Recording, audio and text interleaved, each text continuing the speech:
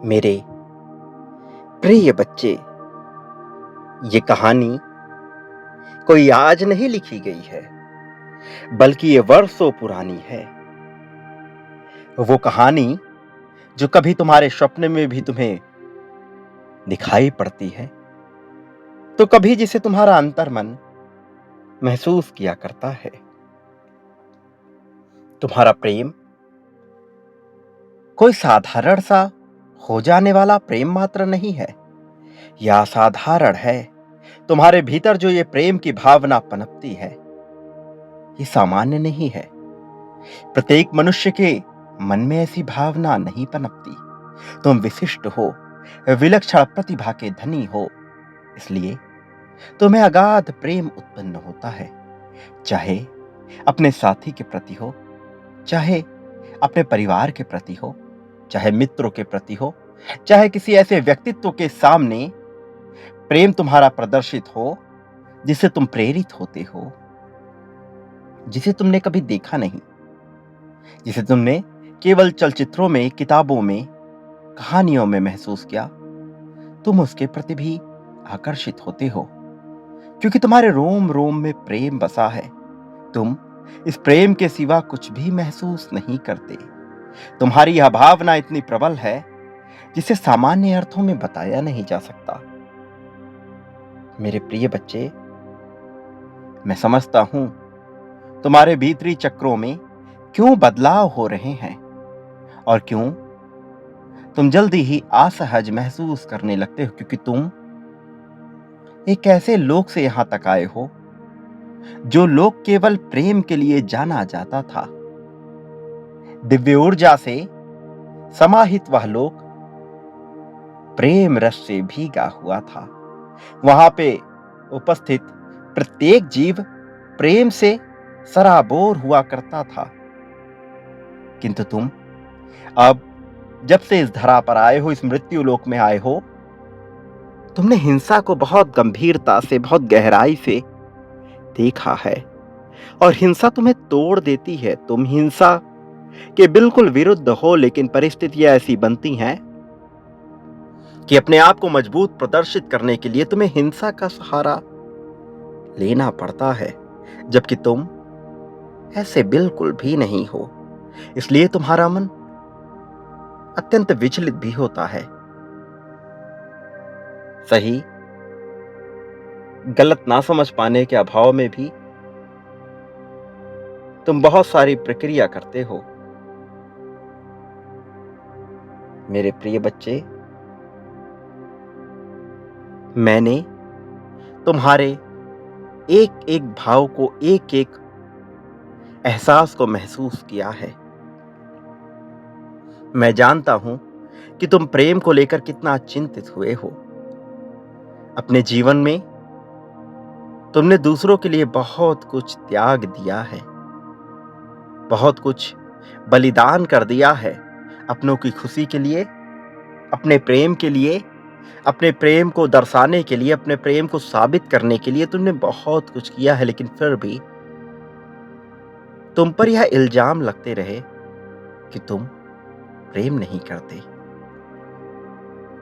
तुम्हारे प्रेम को चुनौती दी गई, केवल मौखिक रूप से नहीं, बल्कि क्रियाओं के द्वारा भी तुम्हें नीचा दिखाने का प्रयास किया गया। जबकि तुम्हारा हृदय सदा से ही अपनों को प्रेम देता रहा है। फिर भी जब परिस्थितियां तुम्हारे पक्ष में कार्य नहीं कर रही थीं, जब कुछ भी तुम्हें समझ नहीं आ रहा था, तब तुम्हारी बेचैनी को मैंने महसूस किया और मैं यह जान पाया कि तुम क्या सोचते हो। प्रिय बच्चे, तुम्हारी लंबे समय से जो इच्छा है वह पूर्ण होगी। तुमने एक बहुत ही लंबा समय एक इंतजार में, एक प्रतीक्षा में बिता दिया गया है, लेकिन जो बीत चुका है उसका भी परिणाम आता है। तुम जिसे अब अपने वर्तमान जीवन पे अत्यधिक ध्यान देना है, तुम्हें यह समझना होगा कि क्या तुम्हारे लिए आवश्यक है और क्या नहीं, किसके लिए बलिदान देना जरूरी है, किसके लिए नहीं। प्रेम में डूबा हुआ मनुष्य कई बार सच्चाई को देख नहीं पाता, लेकिन तुम्हें अपनी आंखें खोलकर सच्चाई को बहुत ही सहजता से देखना होगा। मैं तुम्हें बता देना चाहता हूं कि तुम्हारे जीवन में एक सच्चा प्रेम उतर रहा है। प्रेम कई रूप में होता है। ये भाग्य को लेकर आता है। कई बार वही प्रेम भाग्य लेकर चला भी जाता है, किंतु तुम्हारे परिस्थिति में प्रेम तुम्हारे लिए भाग्य लेकर आ रहा है। अब तुम कितने सौभाग्यशाली हो, तुम इसका अंदाजा नहीं लगा सकते। लेकिन अब जब तुम्हारे साथ कुछ शुभ घटनाएं घटेंगी, तब तुम्हें इसका अंदाजा लगेगा।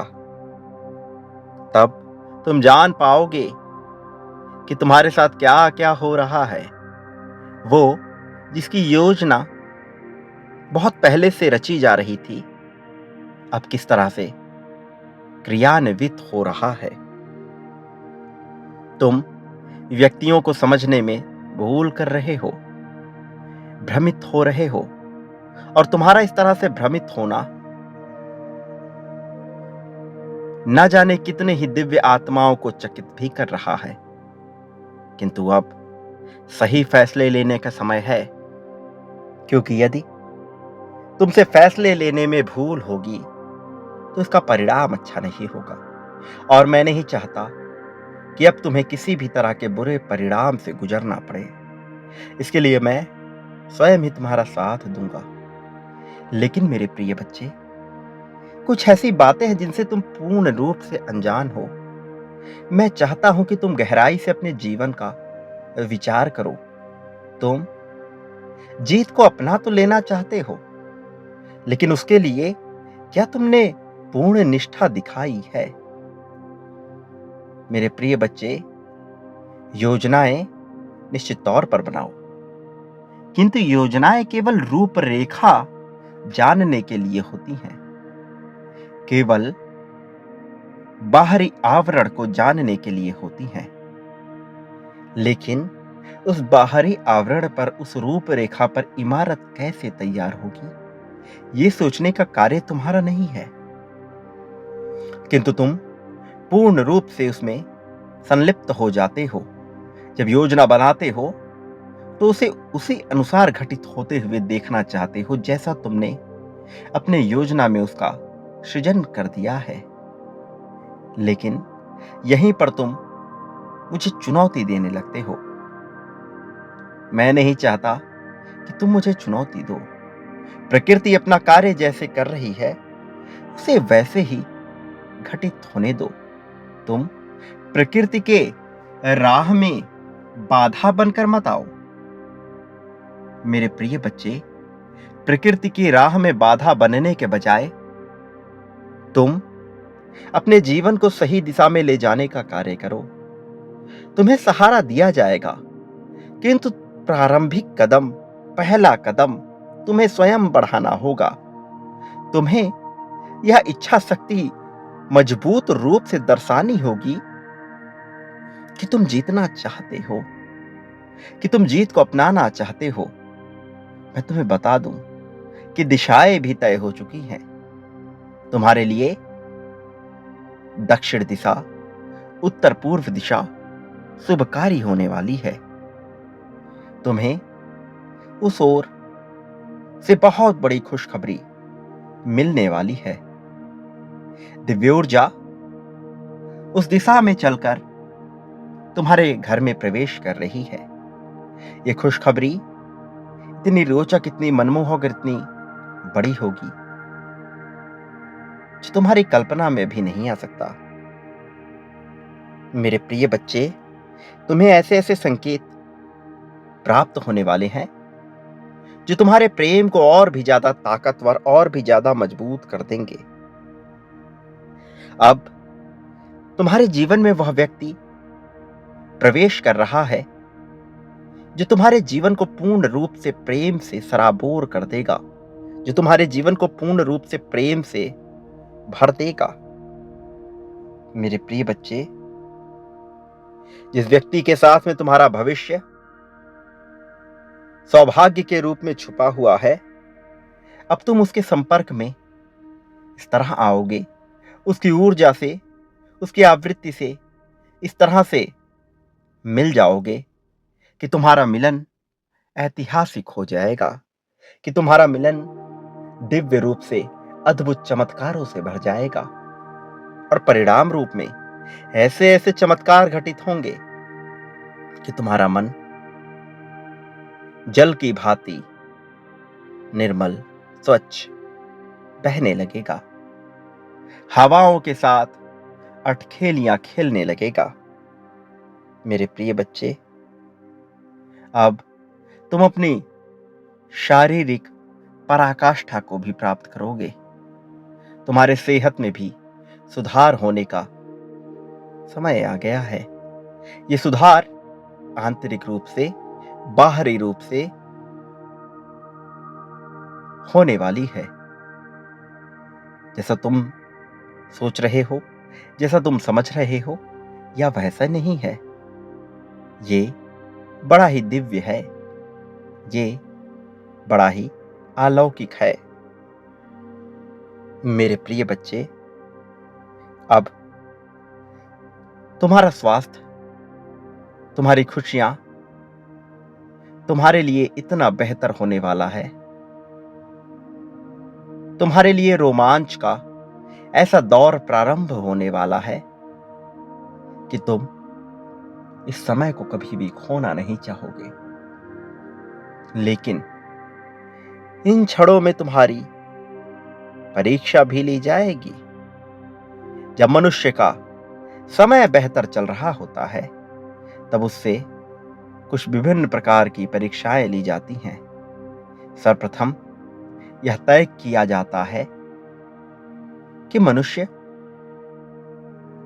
अपनी पराकाष्ठा में कहीं अहंकार से ग्रसित तो नहीं हो गया, कि मनुष्य अपनी उन्नति के दिनों में कहीं अहंकार से लबरेज तो नहीं हो गया। इसी तरह यह भी तय किया जाता है कि मनुष्य अपने पराकाष्ठा के समय में आसक्ति से ग्रसित तो नहीं हो गया, लगाव से इस कदर तो नहीं लिपट गया कि उसका प्रेम मोह का रूप धारण कर ले। मोह सदैव चीजों को, व्यक्तियों को, उसको जिससे प्रेम हो अपने पास रखना चाहता है। मोह उसे अपने आप से दूर नहीं जाने देना चाहता, उसके बगैर तड़पता है। वास्तव में मोह में पूर्ण रूप से स्वार्थ छिपा हुआ होता है, अपना लाभ, अपना स्वार्थ। इसलिए उन्नति के दिनों में, प्रगति के दिनों में मोह की परीक्षा निश्चित तौर पर ली जाती है। मेरे प्रिय बच्चे, जहां प्रेम होता है, वास्तव में वहां स्वार्थ नहीं होता। वह स्वार्थ से बहुत ऊपर की चीज होती है। इसलिए वहां ये लगाव नहीं होता, ये आसक्ति नहीं होती कि वह व्यक्ति, वस्तु या परिस्थिति सदैव मेरे पास रहे। मनुष्य उसे वर्तमान का आशीर्वाद मानकर जब खुलकर जीने लगता है, तब प्रेम पूर्ण रूप से अपने चरम को प्राप्त करता है। और जब मनुष्य उससे आसक्त होकर, उससे लिपटकर उसके अधीन दबाव में हो जाता है और खुलकर जीवन नहीं जी पाता, तब वही प्रेम मोह का रूप धारण कर लेता है। और ऐसे क्षण में मनुष्य का पतन होने का समय प्रारंभ हो जाता है।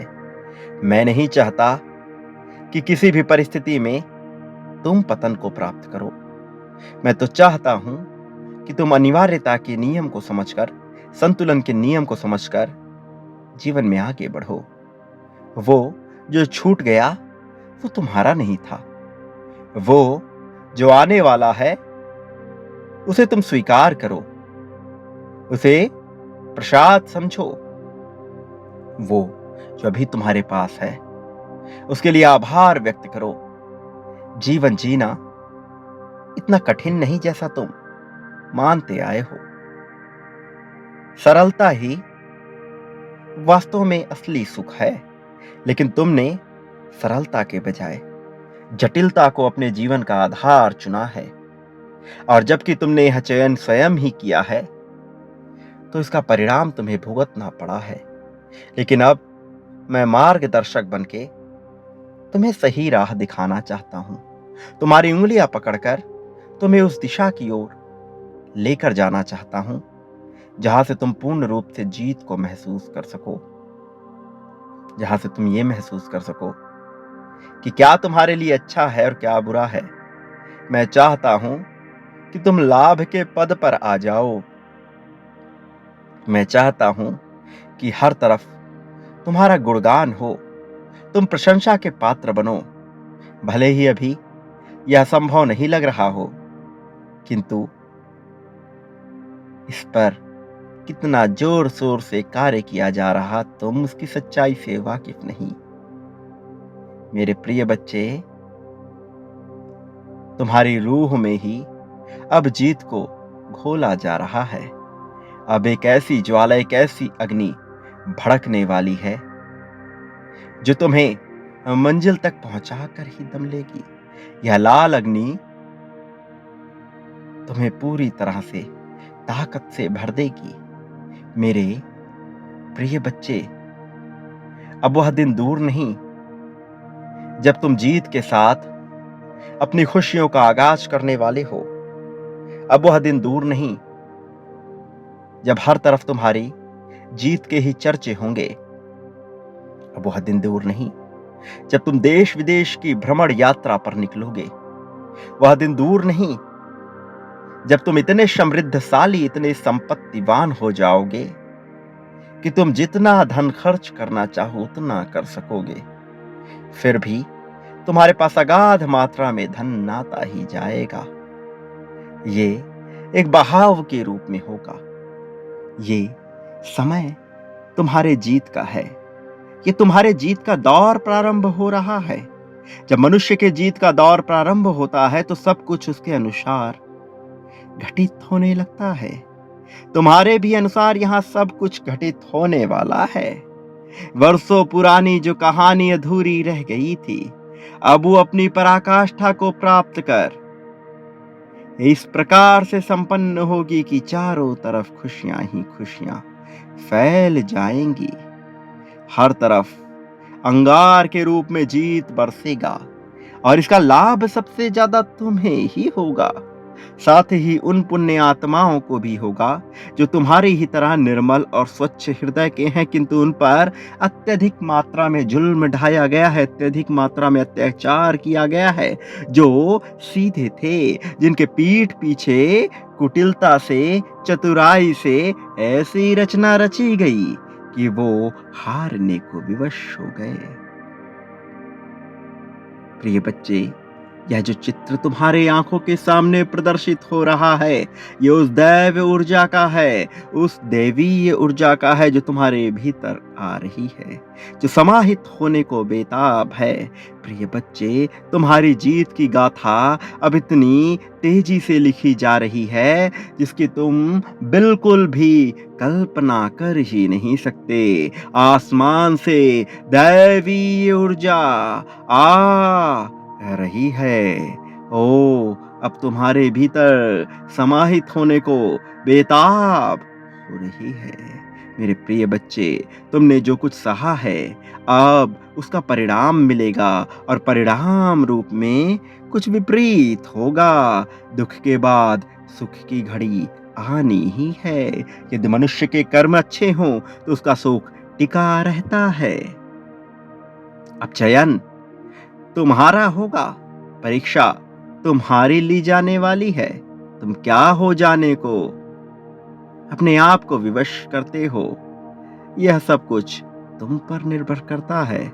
मैं तो स्पष्ट रूप से तुम्हें ये बता रहा हूं कि तुम्हारी जीत हो रही है। मेरे प्रिय बच्चे, तुम एक बात कभी मत भूलना कि तुम इस संसार में बिल्कुल भी अकेले नहीं हो। मैं हर पल में, हर घड़ी में, हर क्षण में तुम्हारे साथ हूँ। मैं तुम्हें कभी अकेला नहीं छोड़ूँगा। ना मैंने तुम्हें कभी अकेला छोड़ा, ना कभी अकेला होने दूँगा। तुम पर लाख मुसीबत आई, पर तुम हर बार बचते चले आए। वो क्यों हुआ? क्योंकि मैं सदैव तुम्हारे साथ था, भले तुम यह जान पाओ अथवा नहीं, क्योंकि बड़े युद्ध की तैयारी हो रही थी जिसमें तुम्हारी विजय सुनिश्चित कर दी गई है। अब शांत मन से खुले जीवन को जीना प्रारंभ करो। जो तुम बांटते हो, बदले में अपने लिए भी वही प्राप्त करते हो। यह बिल्कुल भी मत भूलना। प्रेम हो, धन हो, संपत्ति, संपदा, स्वास्थ्य, ईर्ष्या, द्वेष, नफरत, राग, अनुराग, मोह, सम्मान, अपमान, जो बांटोगे बदले में अपने लिए भी वही प्राप्त करोगे। इसलिए चयन तुम्हें करना है, विकल्प तुम्हारे सामने है, शुरुआत तुम उससे ही करो। जो बांटना चाहते हो वह दो मुझे, बदले में तुम वह कई गुना ज्यादा मात्रा में पाओगे। मेरे प्रिय बच्चे, मेरा आशीर्वाद हर पल में तुम्हारे साथ है। मैंने तुम्हें कभी अकेला नहीं होने दिया, न तुम्हें कभी अकेला होने दूंगा। मेरे आने वाले संदेशों की प्रतीक्षा करना। मैं अवश्य आऊंगा तुम्हारा मार्गदर्शन करने, तुम्हारी उंगली पकड़कर तुम्हें जीत की राह पर ले जाने के लिए। मेरे प्रिय बच्चे, जटिलता को मिटाकर सरलता को तुम्हारे जीवन में भर देने के लिए मैं अवश्य आऊंगा, विभिन्न रूपों में तुम्हारे सामने उपस्थित होकर तुम्हारा समर्थन करने के लिए। तुम गलत होगे तो तुम्हें सही राह पर ले जाने के लिए। तुम कमजोर पड़ोगे तो तुम्हें सबसे ज्यादा ताकतवर बना देने के लिए मैं हर पल में तुम्हारे साथ रहूंगा।